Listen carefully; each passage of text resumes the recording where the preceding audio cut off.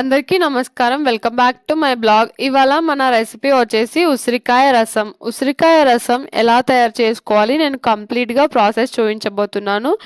Video skip చేయకుండా starting నుండి end వరకు అస్సలు మిస్ అవ్వకుండా చూడండి. ముందుగా మనం ఒక బౌల్ని తీసుకొని అందులో 4 నుండి 5 ఉసిరికాయలు తీసుకోవాలి. అండ్ 3 టమాటాలు కట్ చేసి వేసుకున్నాను. 1/2 టేబుల్ స్పూన్ పసుపుని యాడ్ చేసుకోవాలి మనం ఇక్కడ. అండ్ 1 టేబుల్ స్పూన్ కారం యాడ్ చేసుకోవాలి. అండ్ అలాగే మనం ఉప్పు యాడ్ చేసుకోవాలి. తగినంత సాల్ట్ని మనం యాడ్ చేసుకోవాలి ఇందులో.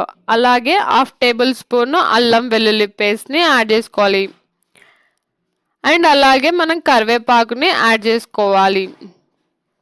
కరివేపాకు యాడ్ చేసుకున్న తర్వాత మనం ఈ టమాటాలు ఉసిరికాయలు మునిగేటట్టుగా మనం వాటర్ని యాడ్ చేసుకోవాలి. ఇందులో నేను 1.5 గ్లాస్ వాటర్ని యాడ్ చేస్తున్నాను.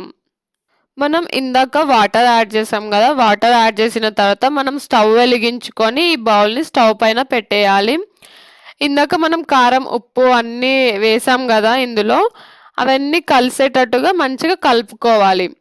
మళ్ళీ ఒకసారి మంచిగా కలుపుకున్నాం కదా, కలుపుకున్న తర్వాత చూడండి ఎలా ఉడికిపోయింది.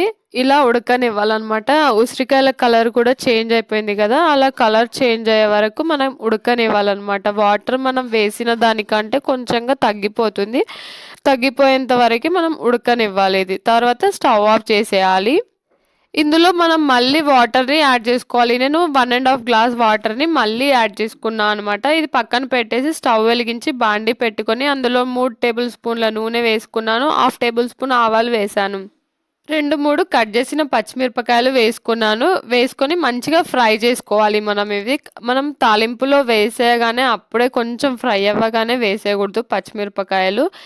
ఇది మంచిగా కలర్ చేంజ్ అవ్వాలి అనమాట. బ్రౌన్ కలర్ వస్తుంది కదా, కలర్ చేంజ్ అయిన తర్వాత మనం రసంలో వేసుకోవాలి. చూడండి ఇలా చేంజ్ అయింది కదా కలర్. ఇలా కలర్ చేంజ్ అయిన తర్వాత మనం రసంలో వేసుకోవాలి. ఇప్పుడు మనం ఈ తాలింపుని రసంలో వేసేసుకోవాలి. రసంలో వేసేసుకొని మనం అలాగే ఇందులో కొత్తిమీరను కూడా యాడ్ చేసుకోవాలి. మనం ఫుల్ ఫ్లేమ్ పెట్టేసి వదిలేసేయాలన్నమాట. ఇప్పుడు బాయిల్ అవ్వనివ్వాలి మంచిగా. అలాగే 1 టేబుల్ స్పూన్ ధనియా పౌడర్ వేసుకుంటున్నాను. ఇప్పుడు ధనియా పౌడర్ వేసుకున్నాం కదా, ఇప్పుడు మనం మంచిగా కలుపుకోవాలి.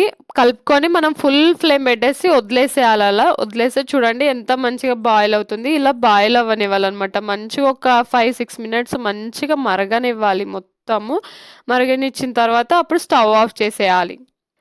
వేడి వేడి రసం అయితే రెడీ అయిపోయింది. నేను ఒక ప్లేట్ తీసుకొని నేను సర్వ్ చేసుకున్నాను. రైస్ విత్ దొండకాయ కర్రీ అండ్ రసం, సూపర్ కాంబినేషన్.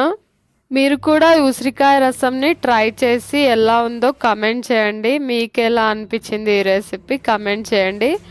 అండ్ ఈ వీడియో కనుక మీకు నచ్చినట్లయితే లైక్ చేయండి, షేర్ చేయండి అండ్ సబ్స్క్రైబ్ చేసుకోవడం అస్సలు మర్చిపోవద్దు. మీ ఫ్రెండ్స్కి రిలేటివ్స్కి షేర్ చేయండి. And thank you for watching this video.